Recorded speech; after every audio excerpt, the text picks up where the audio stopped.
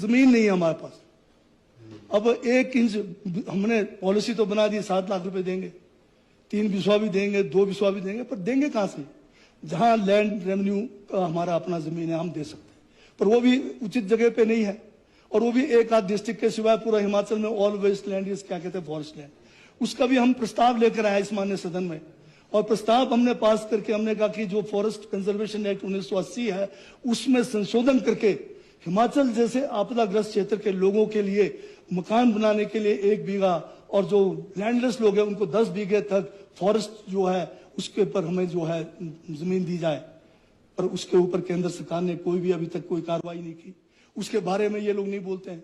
उससे हटकर भी हमने एक हमारी सब कमेटी बनी जिसमें एनक्रोचमेंट्स को लेकर हमारी कमेटी ने रिकमेंड किया कि हम जो है सुप्रीम कोर्ट में जो 1996 का गोदावर्मन केस है उसमें इंटरलोक्यूटरी जो है एक पिटीशन फाइल करें कि हमें जो है ये जो फॉरेस्ट का जो डेफिनेशन है 1952 का जो नोटिफिकेशन है इसको हम जो है किस तरह से निरस्त करके जो मार्केटेड फॉरेस्ट के अलावा जो यूएफ है प्रोटेक्टेड फॉरेस्ट है वो हमें जो है दिया जाए ताकि हम अपने लोगों को बचा सकें।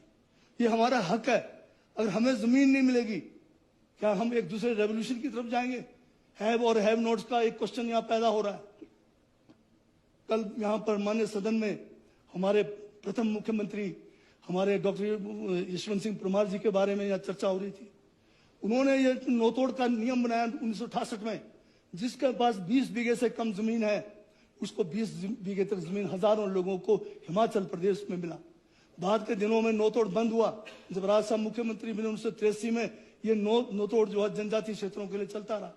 1996 तक हमें जनजातीय क्षेत्रों में नोतोड़ मिला, और आज अगर नोतोड़ ना मिला होता तो मेरे किन्नौर के लोगों के पास जो आज आर्थिक जो है रूप से सुदृढ़ बने हैं, हर एक के पास बाग बगीचे हैं, ये कभी संभव नहीं होना था। हम जो इस मामले को लेकर 2014 से लेकर 18 तक फिर सस्पेंड किया एफसीए को। उस समय के गवर्नरों ने किया, कांग्रेस के भी थे, बीजेपी के भी थे, पर वर्तमान में माननीय गवर्नर महोदय को हमने ये जो एफसीए सस्पेंड करने के लिए प्रस्ताव कैबिनेट से भेजा, जनजातीय सलाहकार परिषद से भेजा, 7 मरतबा में गवर्नर साहब से जो है मिलके आया।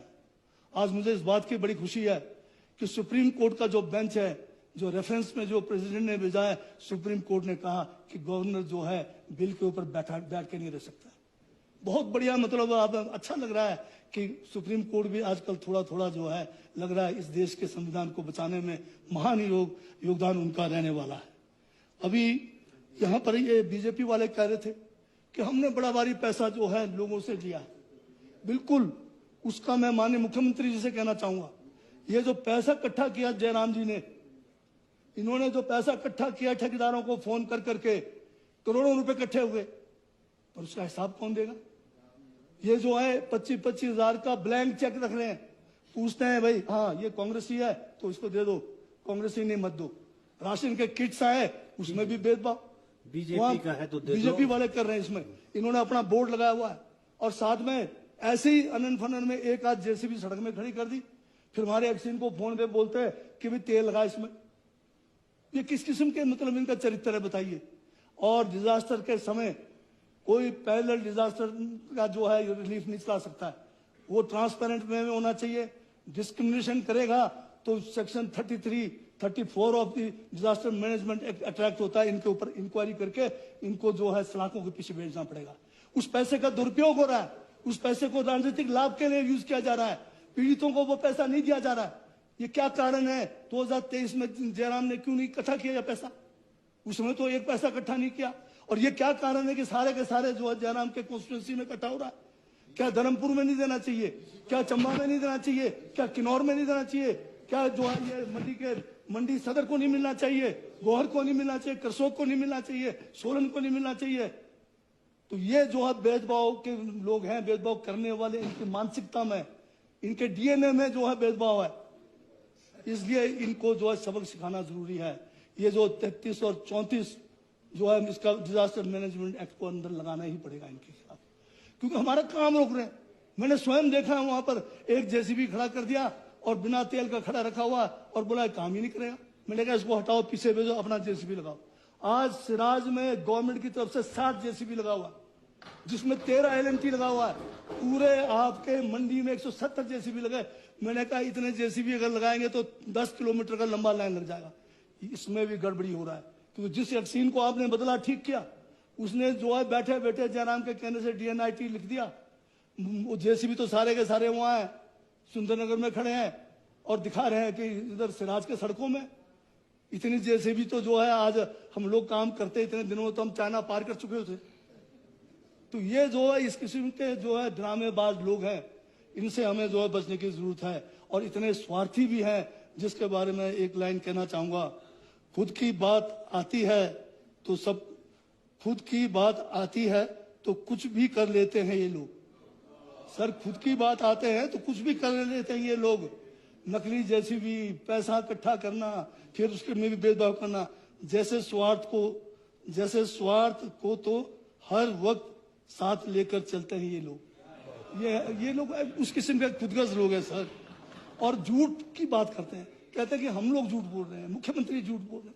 झूठ बोलने के लिए हम लोग बाजपू थोड़ी है, हम मोदी जी थोड़ी है झूठ बोलने के लिए, अमित शाह थोड़ी है। झूठ बोलने का तो ठेका इनके पास है सर। और ये जो झूठ में यकीन तो सबको झूठ पर ही होता है, ये आज देश के अंदर हो रहा है।